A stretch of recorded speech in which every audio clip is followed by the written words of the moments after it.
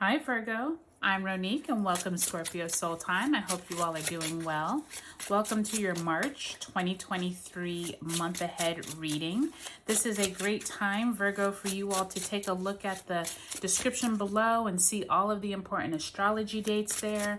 It's also a great time to kind of do a check-in with yourself as we are 3 months into the year and we were coming up on the spring equinox, which means we are really at the beginning stage of a new astrological year. So this is a great time for you to really check in and figure out where you're at with your goals, etc. Okay, Virgo, if you haven't already liked, subscribed, commented, given me a thumbs up on my videos, I would really love if you would. I have lots of content on Scorpio Soul Time, from learning and beginning tarot reading. If you're interested in learning how to read the major arcana, the minor arcana, and all the 4 suits, I go card by card to help you learn it. I think it's a wonderful divination tool, as well as every lunation cycle I post videos for each of the signs, as well as bonus readings and eclipse readings. So please take a look at those. Okay, Virgo, so we're going to get right into it. We have some major moves going on in March. The 2 malefic planets, Saturn and Pluto, are both changing signs. Saturn will leave Aquarius, where it has been for 2.5 years, and enters into Pisces. And Pluto, that has been in Capricorn for almost the last 20 years, will dip its toe into Aquarius for the next 3 to 4 months. And then by the time we get to the summer, it will retrograde back into Capricorn. But once we get into 2024, we will have Pluto there for the next 20 years. So really important energy, Virgo. So take a look at the description below for all that information. Okay, so we're going to do 2 cards per week, Virgo. So let's get started. That first week, we do have the 2 of Cups in the upright position, as well as the Knight of Swords. So possibly some type of important decisions needing to be made at the beginning of the month, Virgo. By the time we get to the second week, we do have the Ace of Wands in reverse, as well as the Ace of Swords in reverse. So big news, possibly information coming in for you all that second week of March. By the time we get to that third week, we have the King of Cups in reverse, as well as the Lover's card. So you all definitely have some vibes around relationships, possibly partners.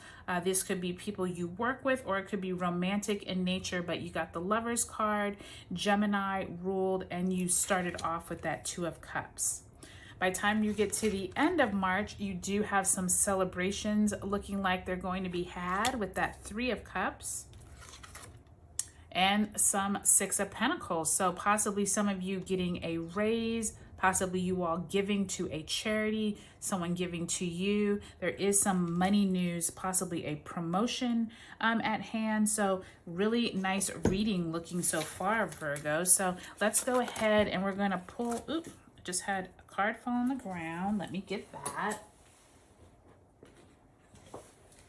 Okay, so it looks like the Magician card is what fell out, but we're going to actually shuffle, and if that comes out, then we will use that. But I think that that was more me just trying to get the cards in my hands. So let's pull an overarching theme for Virgo and see how this month plays out for you for an overall theme. All right, so you all have the 6 of Swords. So the 6 of Swords is that energy of you possibly needing to leave somewhere that's no longer fulfilling for you, needing to move on to brighter pastures, or, you know, a clearer way forward. You can see how this possibly dad and son are in this forest, and they are looking through the clearing out to this wide open, looks like a much clearer way forward. So keep that in mind as we are going through your reading. 6 of Swords usually has to do with some type of mental anguish or energy that you all have been dealing with, Virgo. So let's go ahead and go week by week.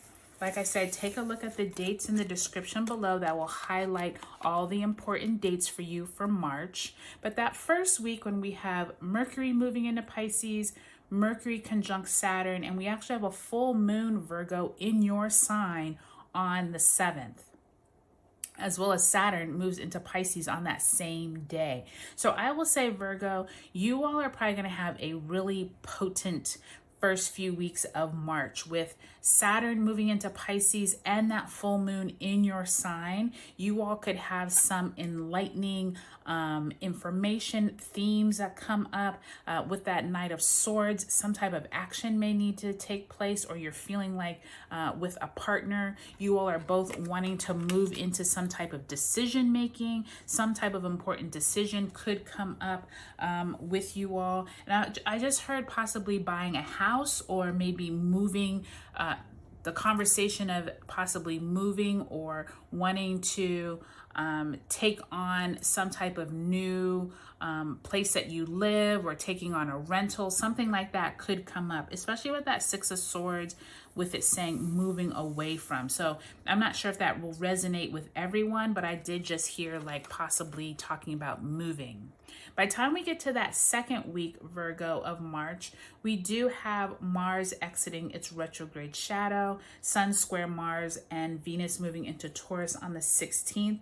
And then the Sun is conjunct Mercury on the 17th. And so there's definitely some blessings being had here, being given, but with them both in reverse, Virgo, I'm wondering if you are looking at them as blessings, if that makes sense. So a good example sometimes is, I always use job layoffs as like my good example, because most of the time when someone is let go from a job, you're mad, you're angry, you're like, why did this happen, that type of thing. But then later on, when you look back on it, once you are to the next job, or you're to something that was 10 times better, you're like, you know what, if that never happened, if I was never laid off, I would never have even discovered what my passion project is, or whatever. So I feel like it's like that type of feeling where something could be coming in that's really swift in nature, with that decision that you and your spouse or friend or colleague need to make in the beginning. And I feel like you all are needing to make